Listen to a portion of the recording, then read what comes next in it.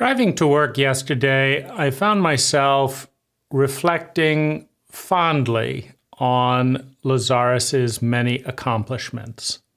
So I thought I'd list what I think those add up to be.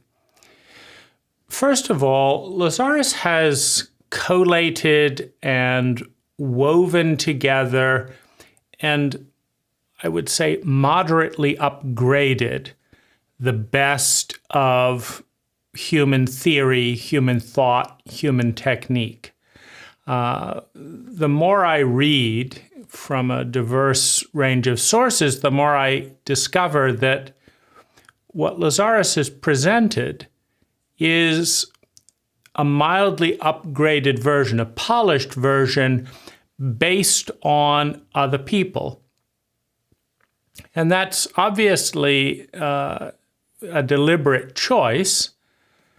There may be any number of reasons for that.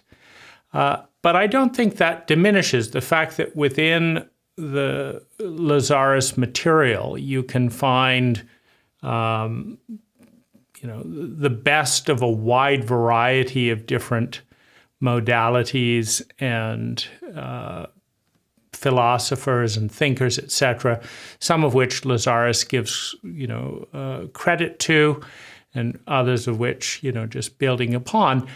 I think that it is a useful synthesis and also adds depth because Lazaris doesn't do it in quite the same way as the original writer. Lazaris gives a tremendous amount of depth. There's also, I think, a tremendous value in the meditations, which work wonderfully with psychological and physiological alchemy to varying degrees. I've never encountered meditations of this caliber. I think Lazaris has done a wonderful job of bringing together music, bringing together themes worth focusing on, and just creating a journey that can be jumped off from, but a foundational journey to cover a large kind of portion of psychic territory. Lazaris has also not driven their channel mad over some period of decades, and I think that's an accomplishment.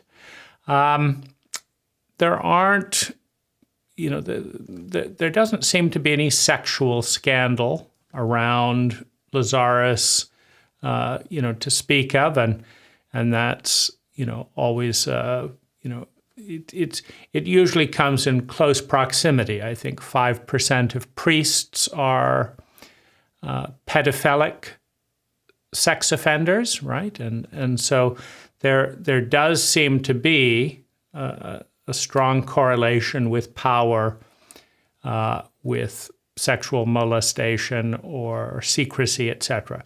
So, I think it's, in some ways it stands out if you look at, the statistics of spiritual teachers, so to speak, to have not noticed that being a particular issue.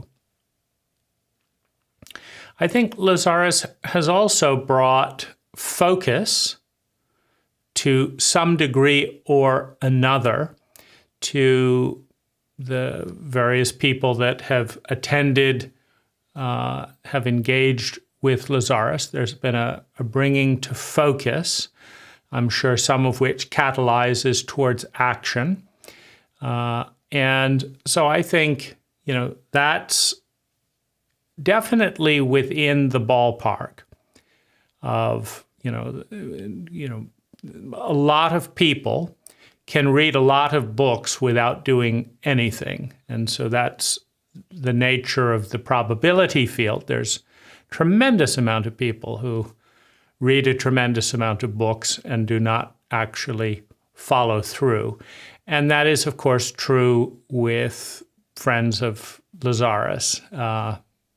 Lots of people doing very little in response. But that's part of the general statistic. And I think that, if I look at my own goal of doing at least 2 things for, like, if I pick a book in order to become more effective in some way, more intelligent, more successful in some way, I aim to do at least 2 meaningful things that have a positive impact on my life. And that's not hard to do. In a wide range of business literature and the like, it's not hard to do, and I've done it to great effect. My statistic with the Lazaris material is probably a bit lower in some ways, if you think of an outer action. For listening to hundreds of tapes, I'm not sure that there are hundreds of outer actions of improvement, but there's also inner actions, right? And so I think that Lazaris is in the ballpark there. If you gave 100 people, 100 good books, one of them being Lazaris, I think that if people could overcome their perhaps initial resistance to the paradigm or channeled entity, etc., I think that that there are good actions that can be taken, and that generally speaking, good things come from those actions. So definitely in the ballpark there of good, what you could expect from good self-help, self-business, type of literature. I think that on a humor level, Lazaris has brought warmth and humor above average. I would say Lazaris has an above average sense of warmth and humor, particularly in these kind of domains. For that matter, Lazaris has played a pioneering role, coming relatively early in the channeling paradigm, at least for our century and our culture. Lazaris has done, I think, a really effective job as a pioneer in channeling. So introducing the idea of channeling to millions of people, including me. I think Lazaris was the first. No, I guess it was Ken Carey that introduced me to the idea of channels with starseed transmissions and Return of the Bird Tribes when I was at Findhorn. And then right after, but Lazaris is in there, as an early channel, introducing millions of people to the idea, the paradigm. I think doing a very good job of laying out the landscape of the paradigm. And if we took, 100 random channels, I think Lazaris, if you just took all the channels in the world and scattered them all out there, and then looked at the impact of channels, I think Lazaris would be in the top 5% for sure, and very likely in the top 1% in terms of the positive impact and the negative impact coming out of that channel existing over time. So, you can't beat that, being in the top, 1 to 5%. And so that's, that's a testament to, the competency that Lazaris is bringing to this engagement. I think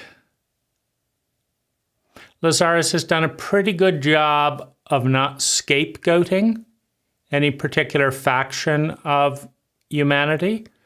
So, it's a very tempting thing, particularly when there are not that great results in areas. And, and there have been tons of failures and disappointments in and around concept synergy, which can reflect on Lazaris. And so they're, it's a very easy thing to scapegoat when something is not going well. And I can't think of a group that Lazaris has scapegoated particularly. And I also, I think that Lazaris has done a good job of highlighting the shadow beneath the spiritual veneer. And, that has definitely, I think, also contributed to the reduction in the cult of personality, which is one of the things that creates zealot-like cults is if the if the cult leader is too attractive. And one of the ways that you can regulate cult attractiveness is by how syrupy you are, and how much you give special treatment to, wealthier people in that, in a given cult. And, certainly concept synergy does its fair share of